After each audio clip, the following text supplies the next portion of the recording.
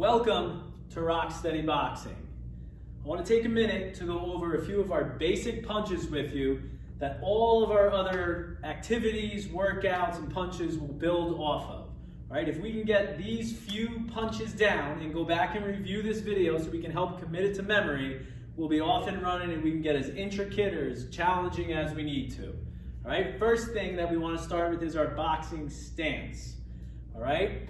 We want a split stance for a couple of reasons. One, throwing punches and hitting a bag is going to come with some different momentum forces that are going to be acting on our body. When we have a split stance, meaning a staggered stance, we have better balance. So if our weight gets pushed back, we have a back foot to post up off of and return our weight, our body weight to our center, right? If we're side by side and we throw that punch and we get a little weight back, we're going backwards. So we start with our staggered stance. My righties, you have your left foot forward and your right foot back. My lefties, you're going to stand with your right foot forward and your left foot back, all right? And that's for a couple of reasons that we'll get into in just 1 second, okay? But the second thing that we want to do with our stance, once we've figured out which foot's supposed to be forward, is we want to make sure that we have our hands up by our chin. Okay, this is the start and finish position for every punch we throw. All right, and yes, this is a traditional boxing stance. However, for our purposes in fighting Parkinson's, we do this so we have big ranges of motion when we're throwing punches. We're not doing short little ones. We're not tearing on the shoulder too much by leaving the hand out there. Also, it helps with our posture. If our hands are up by our chin, we have to be standing up, all right? We're not going to have it's not going to be feasible to have our hands up here and lean over like this. However, if we have our hands down here, the first thing that naturally happens to anyone, regardless of Parkinson's, is our shoulders tend to slump forward. So we keep our hands up for our posture, and so that we can throw proper punches and deal with momentum, all right? Now, we have our feet split, we have our hands up. Your base punches, and the two trickiest ones that you have to remember are your jab, cross, all right? For my righties, your left hand is your jab. It is a quick, short punch that goes straight out in front of us, straight out from the shoulder, contacting the bag. If we're visualizing an opponent, that jab hits someone straight in the face, square in the nose, okay? And this is typically referred to as our get back punch. Get back, all right? The second punch from this position is our cross. Our cross has a little more power, but it's still striking our opponent in the same place, right in the face, right? So we'll go cross, cross. And as you notice, every time I throw a punch, that hand recoils right back to my jaw. Out and back, out and back, all right? Once we get that jab cross committed to memory, all of the other punches start with a left or a right, so there's not much memory involved. The two you really got to remember is that jab, cross, all right? Now we'll move to our hooks.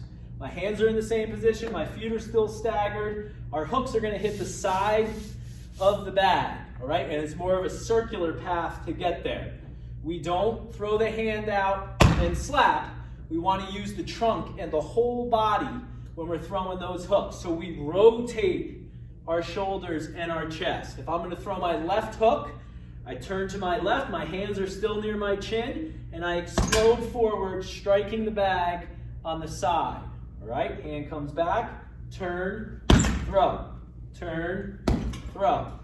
Same thing to the right. We want that big turn, over-exaggerate it. This is going to help build some strength in our core. It's also going to help some balance because we're moving our body weight all over the place, and our body and our feet have to adjust for that movement. So to the right, it's the same thing. Turn, throw, especially in the beginning, over-exaggerate that turn and that load of the punch. Because like I said, we want to use the whole body to throw those hooks, all right? So we have our jab cross and we have our hooks, all right? The last one that we're going to start with that I want you to know is our shovel hooks, all right? A shovel hook is a combination of an uppercut and a hook. We typically hit or strike our opponent right underneath the ribs here in the stomach. All right, on the bag, we're in the lower front part of the bag when we're hitting that shovel hook. All right, and again, same thing. It starts with a left or a right. So if I'm throwing my left shovel hook, I got my hands up. I'm going to twist and lower a little bit. So there's a little bit of a downward movement. We bend the knees a little bit more, and then we explode up through the bag. Because, right, it's a combination of an uppercut and a hook. So we lower down to load, come up on the lower part of the bag to strike it. All right, and now that right shovel hook, same idea.